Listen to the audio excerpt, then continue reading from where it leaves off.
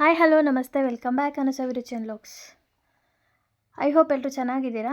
ಅನ್ನಂ ಪರಬ್ರಹ್ಮ ಸ್ವರೂಪಂ. ನಾನಿವತ್ತು ಕೃಷ್ಣನಿಗೆ ಪ್ರಿಯವಾದಂಥ ಅವಲಕ್ಕಿಯಿಂದ ಒಂದು ರೆಸಿಪಿಯನ್ನು ಮಾಡಿ ತೋರಿಸ್ತಾ ಇದ್ದೀನಿ. ಅವಲಕ್ಕಿ ಅಂದರೆ ಯಾರಿಗೆ ಇಷ್ಟ ಇಲ್ಲ ಹೇಳಿ, ಇದರಲ್ಲಿ ವೆರೈಟಿ ರೆಸಿಪಿನ ಮಾಡ್ಬೋದು. ನಾನಿವತ್ತು ಗೊಜ್ಜು ಅವಲಕ್ಕಿ ತೋರಿಸ್ತಾ ಇದ್ದೀನಿ. ಗಟ್ಟಿ ಅವಲಕ್ಕಿಯನ್ನು ತೊಗೊಂಡಿದ್ದೀನಿ. ಒಂದು ಚಿಕ್ಕ ಬೌಲಲ್ಲಿ ಒಂದು ಬೌಲಷ್ಟು ಗಟ್ಟಿ ಅವಲಕ್ಕಿ ತೊಗೊಂಡು ಇದನ್ನು ನೀಟಾಗಿ ಜರಡಿ ಮಾಡ್ಕೊಂಡಿದ್ದೀನಿ. ಗಲೀಜೆಲ್ಲ ಏನಿರುತ್ತೆ ಅದನ್ನೆಲ್ಲ ತೆಗೆದು 1 ರೌಂಡ್ ಮಿಕ್ಸಿ ಓಡಿಸ್ಕೊತಾ ಇದ್ದೀನಿ. ಜಸ್ಟ್ ಸುಮ್ಮನೆ ಒಂದು ಸಲ ಮಿಕ್ಸಿನ ಆನ್ ಮಾಡಿ ಆಫ್ ಮಾಡಿದ್ರೆ ಸಾಕು. ತರಿ ಇರಬೇಕು ನೋಡಿ, ಈ ರೀತಿ ಇದ್ದರೆ ಸಾಕಾಗುತ್ತೆ. ಇವಾಗ ಇದನ್ನು ಬೌಲ್ಗೆ ಶಿಫ್ಟ್ ಮಾಡ್ಕೊತಾ ಇದ್ದೀನಿ. ಹಾಗೆಯೇ ಇದಕ್ಕೆ ನೀರು ಹಾಕಿ ಚೆನ್ನಾಗಿ ತೊಳ್ಕೊಳ್ಳೋಣ. ನಾನು 2 ಸಲ ವಾಶ್ ಮಾಡ್ಕೊತಾ ಇದ್ದೀನಿ. ಇದು ವಾಶ್ ಮಾಡಿಕೊಂಡು ಒಂದು ಸ್ಟ್ರೈನರ್ ಇಟ್ಕೊಂಡು ಇದನ್ನು ಸೋಸ್ಕೊಳ್ಳೋಣ. ಇವಾಗ ಅದರಲ್ಲಿರೋವಂಥ ಎಕ್ಸ್ಟ್ರಾ ನೀರನ್ನು ಪ್ರೆಸ್ ಮಾಡಿ ಈ ರೀತಿ ತೆಕ್ಕೊಳ್ಳೋಣ. ಈ ರೀತಿ ತೆಗೆದಾದ್ಮೇಲೆ 1 ಸ್ಪೂನಷ್ಟು ಅಥವಾ 1-2 ಸ್ಪೂನಷ್ಟು ನೀರನ್ನು ಮೇಲೆ ಈ ರೀತಿ ಒಂದು ಸಲ ಚಿಮ್ಕಿಸ್ಕೊಂಡು ಬಿಟ್ಬಿಡೋಣ. ಇವಾಗ ನಾನಿಲ್ಲಿ ಒಂದು ಪಾತ್ರೆ ಇಟ್ಕೊಂಡು ಸ್ವಲ್ಪ ಆಯಿಲನ್ನು ಹಾಕ್ಕೋತಾ ಇದ್ದೀನಿ. ಇದಕ್ಕೆ ಆಯಿಲ್ ಕೂಡ ಜಾಸ್ತಿ ಬೇಕಾಗೋದಿಲ್ಲ. ಆಯಿಲ್ ಜಾಸ್ತಿ ಬೇಕು ಅನ್ನೋರು ಹಾಕ್ಕೋಬೋದು.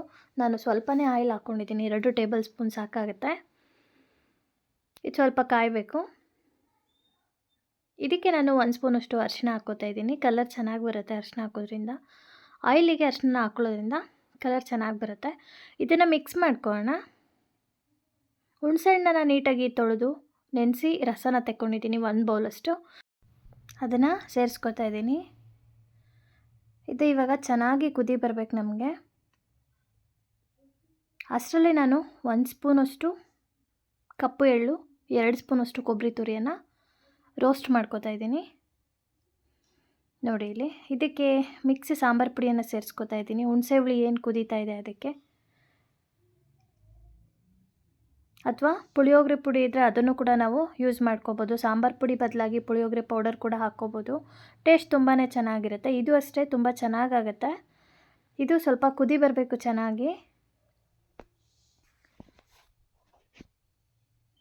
ಸುತ್ತ ಎಣ್ಣೆ ಬಿಡೋವರೆಗೂ ಕುದಿ ಬರಬೇಕಿದು. ನಾವಿಲ್ಲಿ ಸ್ವಲ್ಪ ಉಪ್ಪನ್ನು ಸೇರಿಸ್ಕೊಳ್ಳೋಣ.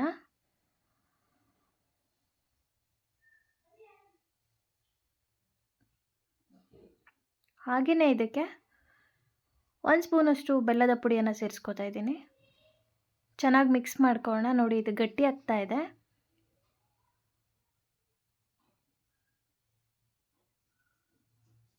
ಎಣ್ಣೆ ಬಿಡೋವರೆಗೂ ಇದು ಕುದಿಬೇಕು.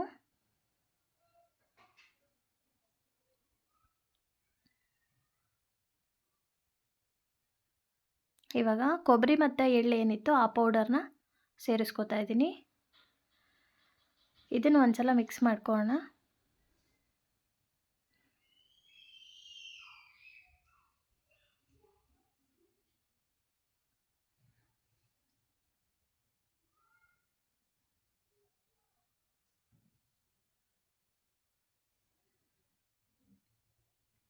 ಒಂದು ಸಲ ಟೇಸ್ಟ್ ನೋಡಿಕೊಂಡು ಉಪ್ಪನ್ನು ಸೇರಿಸ್ಕೊಳ್ಳೋಣ ಬೇಕು ಅಂದರೆ. ನೋಡಿ ಈ ರೀತಿ ಗಟ್ಟಿ ಆಗಬೇಕಿದು. ನೋಡಿ ಎಣ್ಣೆ ಕೂಡ ಬಿಡ್ತಾ ಇದೆ.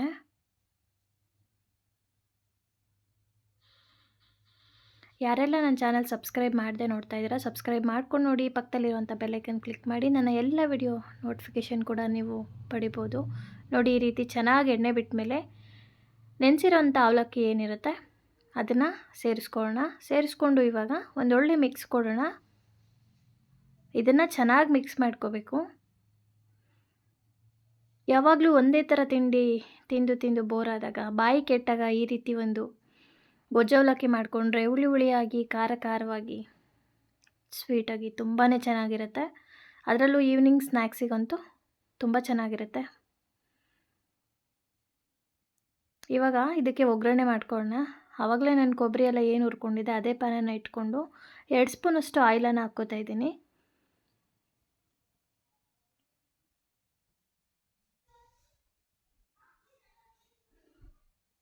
ಎಣ್ಣೆ ಬಿಸಿ ಆಗಲಿ.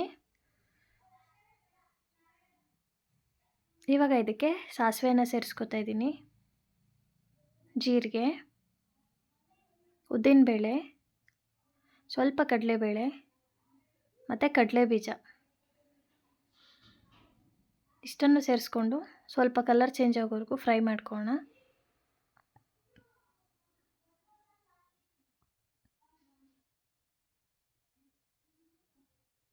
ಇವಾಗ ನಾನು ಸ್ವಲ್ಪ ಹಿಂಗನ್ನು ಸೇರಿಸ್ಕೊತಾ ಇದ್ದೀನಿ. ಇದು ಚೆನ್ನಾಗಿ ಫ್ರೈ ಆಗಬೇಕು, ಸ್ವಲ್ಪ ಕಲರ್ ಚೇಂಜ್ ಆಗಬೇಕು. ಇನ್ನೇನು ಆಗ್ತಾಯಿದೆ ಅನ್ನೋ ಟೈಮಲ್ಲಿ ಕರಿಬೇವು ಮತ್ತು ಒಣಮೆಣ್ಸಿನ್ಕಾಯಿನ ಸೇರಿಸ್ಕೊತಾ ಇದ್ದೀನಿ.